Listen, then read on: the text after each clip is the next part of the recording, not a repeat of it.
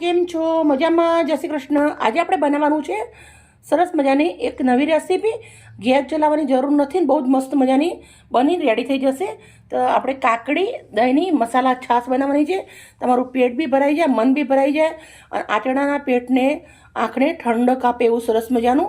તો 250 ગ્રામ મેં કાકડી લીધી છે, 500 ગ્રામ દહીં લીધું છે, 2 મોરા મરચાં લીધા છે, થોડા પુંદીલો છે, થોડું મીઠું છે, 1 ચમચી જીરું છે, 2-4 કાળા મરી નાખેલા છે અંદર, મીઠી લીમડીના પાન છે, લીલા ધાણા છે અને 1 દાડમ છે.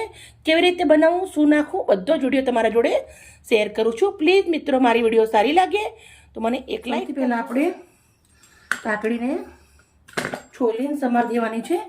પણ એક વસ્તુ ખાસ ધ્યાન રાખવું છે, કાકડીના અંદર જે ભાગ આવે એને આવી રીતે મસ્ત કટ કરી દેવો છે અને પછી ઘસવો છે. તમે જોઈ શકો છો ગંદકી હોય એ નીકળી જાય.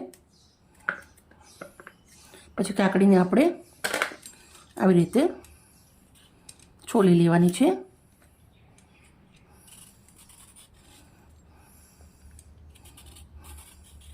કાકડી તમે છોલ્યા વગર બી લઈ શકો છો, હું છોલીને લઉં છું.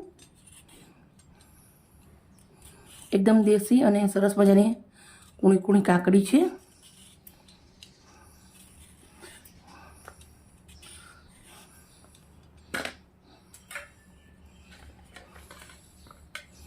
આપણે કાકડીને આવી રીતે કટ કરી લેવાની છે અને કાકડી કટ કરતી જઈ અને આપણે એક પીસ આવી રીતના ચાખી લેવાનું, કેમ કે કડવું તો નથી ને એમ.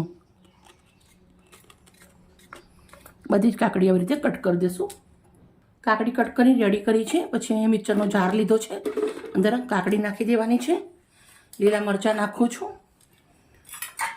લીલા ધાણા નાખું છું, ફ્રેશ ફુંદીલો નાખું છું,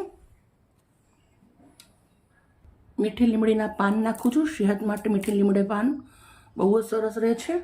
1 ચમચી મીઠું નાખું છું, 1 ચમચી શેકેલું જીરું નાખું છું, 10 નંગ કાળા મરી છે, ઘરનું જમાયેલું દહીં 500 ગ્રામ નાખવાનું છે. હવે આપણે આ બાઉલના અંદર જ 1 ગ્લાસ પાણી નાખું છું, રેડી દઈશું. હવે મિક્સરનો જાર બંધ કરી દઈશું અને પીસી લેશું. હવે આપણે આને પીસી લઈશું.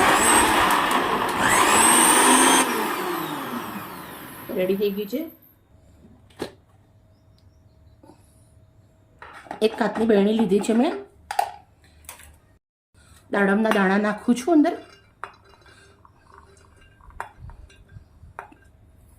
પછી છાશ હોય તો ઠંડી ના હોય તો મજા ના આવે, એટલે આપણે બરફના ટુકડા અંદર નાખી દેવાના છે.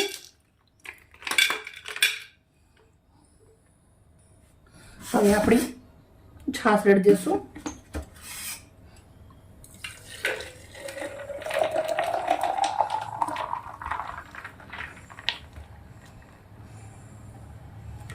ઢક્કણ બંધ કરી દેવાનું છે.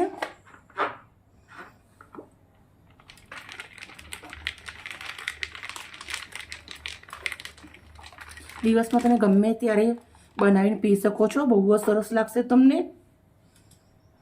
અત્યારે મારે પીવા માટે એક બાઉલના અંદર થોડીક એવી છાશ નીકાળી દઉં છું. થોડા એવા દાડમના દાણા નાખી દેવાના છે. પછી ફ્રેશ ફુંદીલો. મિત્રો, મારી વિડીયો સારી લાગી તો પ્લીઝ મને એક લાઈક કરજો, સપોર્ટ કરજો અને એકવાર જરૂરથી બનાવીને પીજો. Okay, by. કાલે આવી નવી રેસીપી સાથે.